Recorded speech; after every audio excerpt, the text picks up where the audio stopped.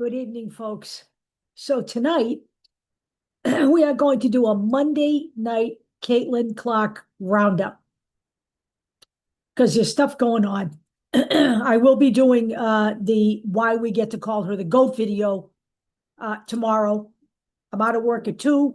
I've got some time in the afternoon to finish up all the detail on that, and then I will make that video tomorrow. But tonight, there's stuff going on, and we're going to talk about that stuff that's going on. So I read one article early today where Stephanie White, who I'm convinced now speaks Parseltongue on a daily basis, says that they are continuing to do everything they need to do to make Caitlyn Clark healthy again. Well, today it was reported in the Indy Star, and I'm going to read you the headline: Caitlyn Clark to get other opinions on right groin injury, uncertain timeline to return to fever. So she is clearly getting a second opinion on her current injury. And I think that's a really wise decision, okay? It says here that the hope is that these evaluations and meetings with doctors will paint a clearer picture on how long her recovery will take. And White has already said that she will not be playing tomorrow night, obviously, against the Liberty in New York, which makes perfect sense, okay? So that's what we know right now. Clearly, there is some kind of, I'm not going to say mistrust of the team's doctors, but clearly Caitlyn Clark is seeing another doctor. I don't know where the doctor is. I don't know if the doctor is actually in New York. I have no idea. None of that detail is in anything that I can find relative to the story. Okay, so what I will tell you is that everything I'm talking about tonight, anything that is linked to a story that I've seen, all of those stories, all of those links will be in the description of the video for you guys to take a look at and read on your own, okay? That's the first thing, okay? And obviously, I hope her return will be within the scope of the second half of this season, okay? Nothing would make her more unhappy than having to miss the entire second half. And Caitlyn Clark is not of the mindset that she's just going to sit it out to teach them a lesson. That is not Caitlyn Clark, okay? Caitlyn Clark wants to play basketball. She has dedicated her life to this. Now, here's another little story I found. This is being reported in ESPY. WNBA announces decision on league's officiating problem. Really? So it says here that there's been some severe criticism of the officials. Several of the league's top players, including Caitlyn Clark and Angel Reese, have been sounding off on the league's referees. And many of the coaches have as well. Now, you know, some of the players like, Kennedy Carter, who likes to bash people off the court before the whistle is blown and stuff like that, doesn't want any tightening up of the rules because then they won't be able to play dirty. And I'm sure J.C. Sheldon doesn't want them cleaned up either. But WNBA Commissioner Kathy Engelbert has been facing calls to do something about the league's officiating problem. So let me tell you what part of the problem is. These guys are freelancers. They are not in the employ of the WNBA. They are paid on a per-game basis, and they supplement their income by officiating college games. Now, the NBA, the league that helps to fund the WNBA, their officials are employees of the NBA, okay? So that's where we are. The WNBA officials, their referees are not actual employees of the WNBA. They are contracted by the WNBA. They are supposed to be following the WNBA's rule book. They do have someone overseeing them in the WNBA, a person who was a ref herself before. I will put that piece in here as well. But clearly, this is now being laid in the lap of Kathy Engelbert, and I wish I could feel good about this, but all she said was that the league was, quote, on it, end quote. Well, what the hell does that mean? The league is on it. Do we trust Kathy Engelbert, to tell us that the league is on it? What is she on it about? Like, what is she going to do about it? Okay. Then she says something, and you get all of this double speak because this is Yahoo Sports, wherever this stupid article came from, but Engelbert didn't hold back. Come on, that is such a cliche in the sports world, okay? Quote, as we go forward on officiating, we hear the concerns. We take that employee input, Engelbert said. Every play is reviewed. We spend hours and hours and hours. Obviously, we use that to then follow up with officials training. Well, look, how many games have we seen this year when someone has been flagrantly fouled and bashed to the ground, and the next day we find out that it's been upgraded to a flagrant 1 or a flagrant 2? It's going to happen at that moment, okay? It's going to happen at the moment that the foul takes place. This is pure bullshit any other way. We upgrade a foul the next day when it's all done.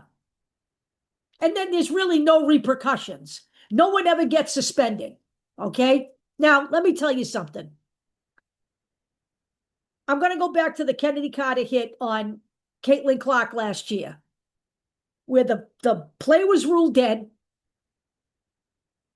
The player scored. Aaliyah Boston went to take the ball out of bounds to throw it to Caitlyn Clark. Caitlyn Clark was just standing there, and Kennedy Carter just walked up to her literally and just rammed her off the court. No ball in play, no whistle blown to put the ball in play, just pure assault as far as I'm concerned. At that moment, Kennedy Carter should have been ruled as having committed a flagrant 2 and ejected from the game. That's what will stop all this nonsense so that we can start watching basketball instead of WWE wrestling every night, okay? That's the kind of call that needs to be made. Like they make them in the NBA, okay? They make them in the NBA that way, but the NBA officials, the NBA referees are employees of the NBA. We don't have some half-assed review team looking at the officials' calls after the game and deciding what needs to be done to better train officials.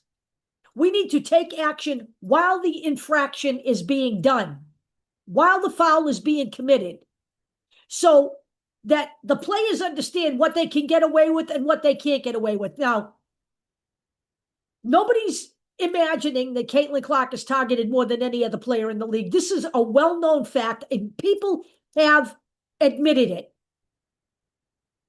The Rebecca Lobos of the world who call the games are pointing out how many fouls are committed on Caitlyn Clark in one move. Okay? We've seen this in the past with Michael Jordan when he came into the league. And this is because no one knows how to stop her. Okay? Caitlyn Clark is a force of nature. Now, the players may have ranked her the 9th best guard in the league, but they play her like she's the best guard in the league. When you're picking somebody up 78 feet from the basket that she's trying to score on, that's not the 9th best guard in the league. Okay? That isn't. So let's get real here. It's not, our derangement that Caitlyn Clark is being targeted. It is happening in real time. We see it every single game. The eyes do not lie, okay?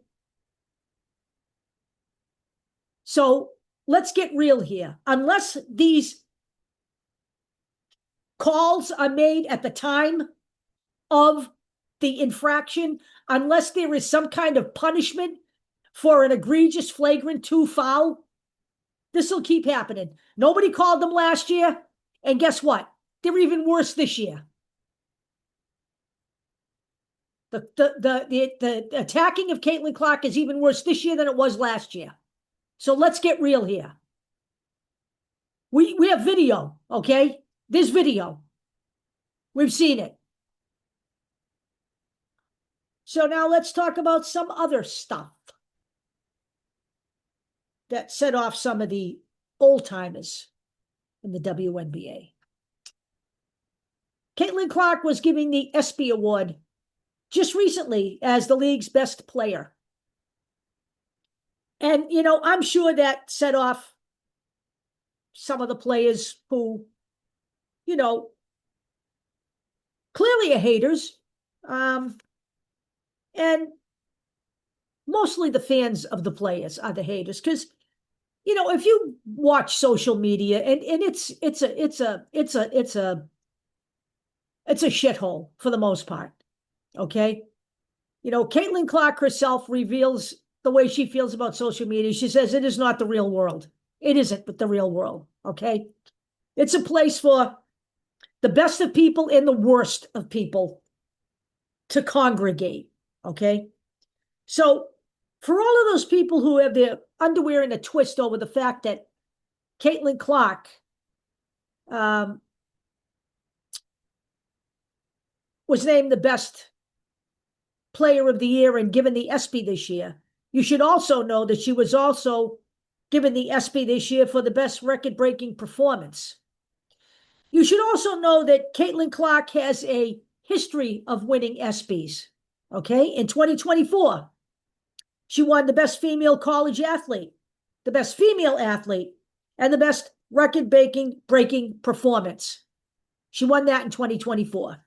In 2023, Caitlyn Clark won an ESPY for the best female college athlete and the breakthrough athlete of the year. So Caitlyn Clark doesn't have just one or two ESPYs that she's won this year. She has actually got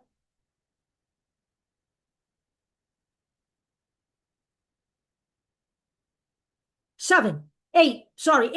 She has actually got 8 ESPYs since 2023. It is now 2025. So let's just make sure that I rub some salt in everybody's wounds, because I can. Now, I want to talk about stat lines for Caitlyn Clark. In her rookie season, when she broke 62 records, and was named Rookie of the Year, her stat line read like this: 19.2 points, 5.7 rebounds, 8.4 assists, and 1.3 steals per game. All right? So all I'm going to say is I remember the words of Diana Taurasi and Gino Auriemma, who said that, you know, reality was about to set in for Caitlyn Clark because she was not going to be playing with college students anymore. Right?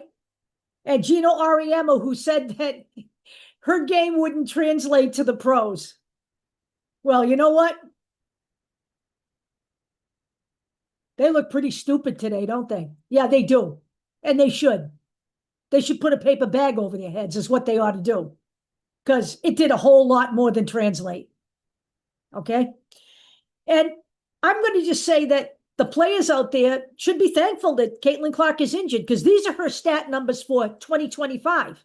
They're not that far off for a girl who has missed now, as of tomorrow night, 13 games this season. Her current stats are 16.5 points per game, as opposed to 19.2. 5.0 rebounds, as opposed to 5.7. 8.8 assists, as opposed to 8.4 in her rookie year. That's gone up. And 1.6 steals, as opposed to 1.3 in her rookie year. That has gone up. And by the way, the points are down because Caitlyn Clark has been injured most of the year, and it's her legs that have been injured, and her outside shooting is off. Now, it may not entirely just be from the injury. It could be because the coach that she has is making so many changes to everybody's game that nobody can get a rhythm going. And that would include Caitlyn Clark, who relies on the transition because that's where she plays her best. And that is not what Stephanie White has been doing.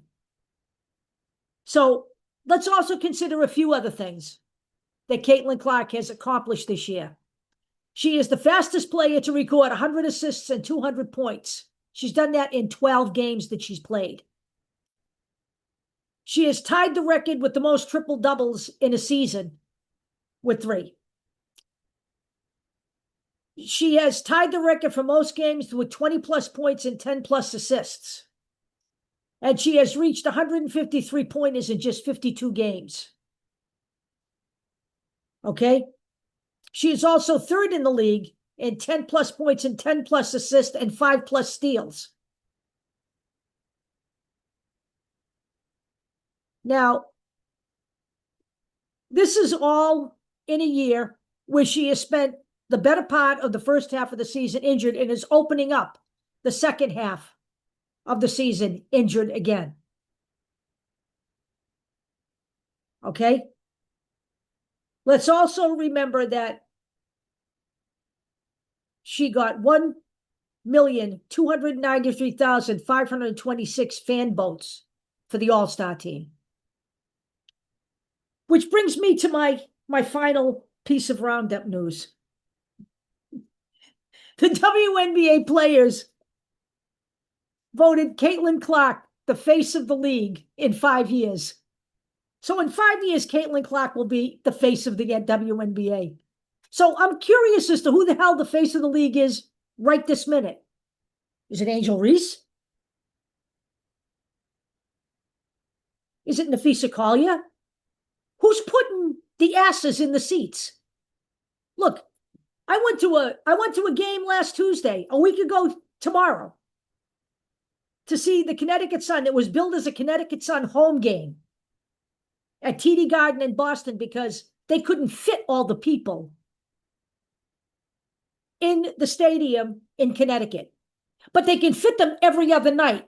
It's just the nights that Caitlyn Clark is coming to town that they can't fit them. So we didn't have the game in Boston because everybody was coming to see the Connecticut Sun. There were Connecticut Sun fans there. But the stadium had over 19,000 people in the seats, and there was not one empty seat. The streets were full of people an hour and a half before the game. I've never even seen that for my hometown team's game. And it wasn't for the Connecticut Sun. There were throngs of young girls and boys there with Caitlyn Clark shirts on. Even some of those children whose parents had Connecticut Sun shirts on. I'd like to know who's bringing in the revenue. Because the last count I heard was that Caitlyn Clark was responsible for 55% of the incoming revenue for the WNBA. And with 1.293 million fan votes, the highest ever in WNBA history for the All-Star team, who the hell is the face of the league? Nobody else got those numbers. So in 5 years, Caitlyn Clark will be the face of the league. I have some really bad news for the delusional players in the WNBA. While I respect you all, and I support women's sports, you are living in la-la land. Caitlyn Clark is right now, this minute, the face of the WNBA. And she has earned that position because she is not just an above average player, as somebody posted on one of my videos today. She's above average. No, she's generational. She makes everybody around her a better player. She is the engine that makes the Indiana Fever run. When she is not on the court, they have a losing record. When she is on the court, they have a winning record. Aaliyah Boston has credited Caitlyn Clark with making her a better, stronger player. A couple years ago, Aaliyah Boston was taking a lot of crap on social media about not being a real #1 pick. Lexi Hull credits Caitlyn Clark with making her a better basketball player. Caitlyn Clark makes life easier for her teammates because she is that good. So I'm not interested in hearing the whiny, sniveling, jealous, petty little women of the WNBA. Caitlyn Clark is the face of your league. What you ought to be doing is lifting her up instead of trying to tear her down, because she's the one that got you chartered flights. Okay? And in closing, one comment on my video kind of made me mad, and I'm going to tell you why, and I'm going to end it at this one. Somebody said that they thought Caitlyn Clark was smarter than to be sucked into wearing the "pay us what you owe us" t-shirt during the All-Star game. Let me give you a clue. Caitlyn Clark is not part of management. She is a basketball player earning $78,000 a year, the rookie maximum. Okay? Let's not make a collective bargaining agreement situation into some kind of moral judgment call, okay? Caitlyn Clark will stand with the players every single time when it comes to this. And all of this amounts to what you should already know from watching the collective bargaining agreements in other sports. A lot of this is posturing, okay? At the end of the day, neither the league nor the players want to shut this thing down. And somewhere along the line, they will probably come up with some kind of an agreement that suits them till the next go-around. But stop making Caitlyn Clark have to be the beacon of absolute moral perfection every single time you are unhappy with something that the players are doing. Because Caitlyn Clark is not going to stand with management against her players. Nor would I. That's it for tonight. I will talk to you all tomorrow when we will talk about why Caitlyn Clark is the GOAT. Something else that will piss off the petty little players of the WNBA. I'll talk to you then.